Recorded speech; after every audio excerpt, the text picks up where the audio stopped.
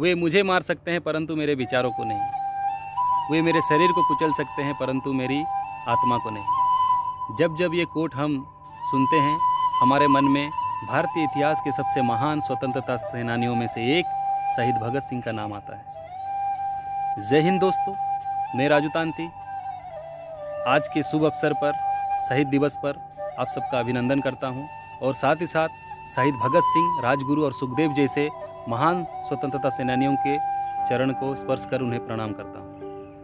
दोस्तों, सन 1907 28 सितंबर पंजाब के लेलपुर जिले के बंगा गांव में शहीद भगत सिंह का जन्म हुआ था। एक सामान्य सिख परिवार में, आर्य समाज को मानने वाला एक देशभक्त परिवार में उनका जन्म हुआ। बाल्यकाल से ही बहुत उच्च कोटि के सोच रखने वाले, स्वाभिमानी, पराक्रमी और निडर व्यक्तित्व वाला बंदा था। सिर्फ 14 साल की उम्र में ही उन्होंने पंजाब के क्रांतिकारी संगठनों में अपना योगदान दिया और काम करना शुरू कर दिए। जालियांवाला बाग वाला हत्याकांड, जो नरसंहार अंग्रेजों ने हमारे भारतीयों के साथ किया था, उन्होंने अपनी आंखों से वो दृश्य देखा था। उसी दिन से उन्होंने एक दृढ़ संकल्प किया कि जिस जनरल डायर के नेतृत्व में ये घटना की गई, नरसंहार किया गया, उनको मौत के घाट उतारना है। उसके बाद उन्होंने प्लान किया। आयु बढ़ते बढ़ते उन्होंने अपने साथ संगठन को मजबूत किया और उनके दो अहम साथी राजगुरु और सुखदेव के साथ मिलकर उन्होंने जेपी सेंडर्स और अंग्रेज के कुछ अन्य सिपाहियों को मौत के घाट उतारा और साथ ही साथ अंग्रेजों के संसद भवन में बमबारियां की पर्चियां फेंकी और ये कहा कि कुछ लोग बहरे होते हैं जिनको धमाके की ज़रूरत पड़ती है। इसके बाद वो वहाँ से पलायन नहीं किए और अपने आप को बंदी स्वरूप स्वीकार किया और उनको जेल में डाल दिया गया। भगत सिंह को जेल में बहुत सारी प्रताड़नाएं दी गई, यातनाएं दी गई और उनके ऊपर हंस कर उनको अंग्रेज पागल कहते थे। इतनी कम उम्र में इन्होंने इतनी बड़ी गलतियां कर दी। तो वो उनके जब पागल कहा जाता था, वो हंस कर एक ही बात कहते थे, भगत सिंह और उनके साथी, कि मेरे सीने में जो जख्म हैं सब फूल के गुच्छे हैं, हम पागल ही अच्छे हैं, हमें पागल ही रहने दो। दोस्तों, इस तरह का जुनून जो भगत सिंह के अंदर था, वो ये कहते थे, ये राख के जो कण हैं ये मेरी गर्मी से गतिमान है, मैं एक ऐसा पागल हूँ जो जेल में भी आज़ाद है।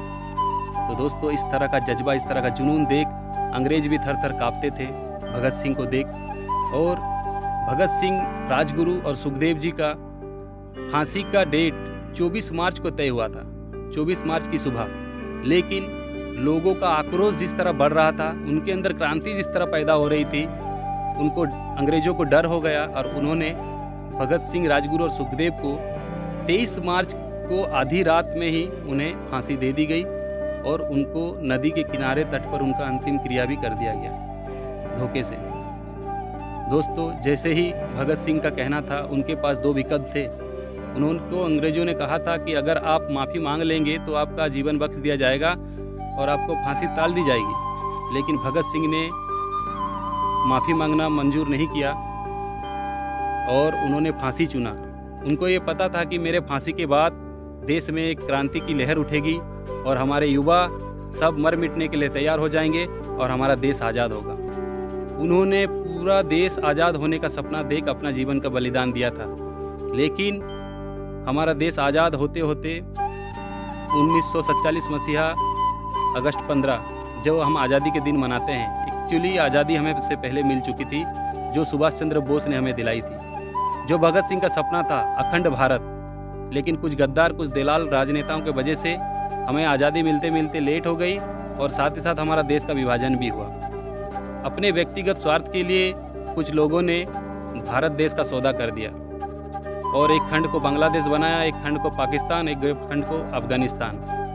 जैसे कि एक पेड़ के सारी टहनियाँ काट दी और सिर्फ पेड़ बचा, उसके बाद कहा कि हमने आज़ाद हो गए। दोस्तों, ये आज़ादी नहीं, ये पूरी आज़ादी हमें मिली नहीं और बहुत सारे ऐसे सच्चाइयों को हमसे छुपाया गया, क्योंकि आज़ादी के बाद जो इतिहास हम पढ़ रहे हैं वो गुलामी के द्वारा लिखा गया है और गुलाम कभी भी सही इतिहास नहीं लिख सकते। और कहा जाता है जो देश अपने इतिहास, सच्चा इतिहास को भूल जाता है वो देश का भविष्य भी खराब हो जाता है। तो दोस्तों आज ये समय आ चुका है, आज का युवा और आज का जनरेशन एक ऐसा लहर में आ चुका है कि वो सच्चाई को देखना पसंद करता है और सच्चाई के साथ चलना पसंद करता है। तो आज मैं भगत सिंह के ऊपर जो विचार मैं अपना रख रहा हूँ, ये मेरे अपने खुद के मानने के ऊपर है। इसे कोई माने या ना माने, ये मैं अपने ऊपर इसका मैं प्रतिबद्ध हूँ और मैं बोल रहा हूँ। हो सकता है मेरी कुछ लाइनें किसी लोगों को बुरा लग सकता है। जैसे कि हमने एक कहावत सुना है, कविता के माध्यम से हो, गाने के माध्यम से, दे दी हमें आज़ादी बिना खड़ग बिना ढाल, साबरमती के संग तूने कर दिया कमाल। दोस्तों अगर साबरमती से आज़ादी मिली बिना खड़ग बिना ढाल के, तो सुभाष चंद्र बोस ने जो 20-25 हज़ार की सेनाओं को लेकर, आज़ाद हिंद फौज को लेकर जो चढ़ाव कर दिया था अंग्रेज़ों के ऊपर और उनके 50-60 हज़ार सेना को मार डाला। भगत सिंह, राजगुरु, सुखदेव जैसे ना जाने कितने फ्रीडम फाइटर अपनी जान गंवाई।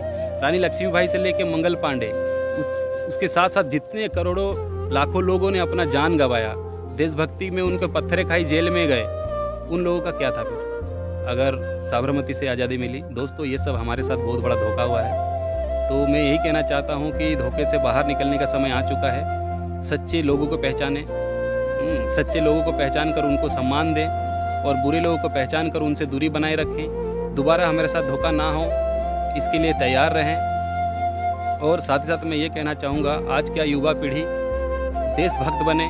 देशभक्ति कोई बेवकूफ़ी नहीं है। कुछ लोग पढ़ लिख कर सेक्युलर हो जाने से खुद को लिबरल सोचते हैं और सभी चीज़ों को एक्सेप्ट करते हैं और सभी चीज़ के साथ चलना खुद को अच्छा मानते हैं। ये सब कुछ ठीक है, लेकिन देशभक्ति का जुनून अपने अंदर होना चाहिए। कहते हैं देशो जाति प्रीति जहाँ मनोरे जनमी नहीं, तांकु यदि ज्ञानी गणोरे गणिबा तो अज्ञानी जीवे कहीं। मतलब जिनके मन के अंदर देश के प्रति प्रेम, देश के प्रति दृढ़ता और देश के प्रति जान मर मिटने की जज्बा ना हो, वो बंदा कभी इंसानियत के लिए कुछ नहीं कर सकता। तो दोस्तों मैं इसी के साथ आज मैं आपसे विदाई लेना चाहता हूँ। आज शहीद दिवस है। शहीद दिवस पर हम शहीद दिवस को नमन करते हैं, उनकी आत्मा की सद्गति के लिए प्रार्थना करते हैं और साथ ही साथ हमारे देश की प्रगति के लिए, भारत देश को सर्वोत्तम और भारत देश को विश्व गुरु बनाने के लिए हर किसी की भूमिका अहम है। हर कोई योगदान करें अपने देश के लिए, कुछ करने के लिए, अपने समाज के लिए, अपनी जाति के लिए, हर किसी के लिए कुछ करने के लिए कुछ ना कुछ करें, सबको प्रेरित करें। और कहते हैं आपका जाति, आपका नाम अपने घर तक रखिए। घर से बाहर निकलने के बाद हम सब भारतीय हैं। जात पात की करो विदाई, हम सब भारतीय भाई भाई। तो बहुत बहुत धन्यवाद। जय हिंद, जय भारत, भारत माता की जय।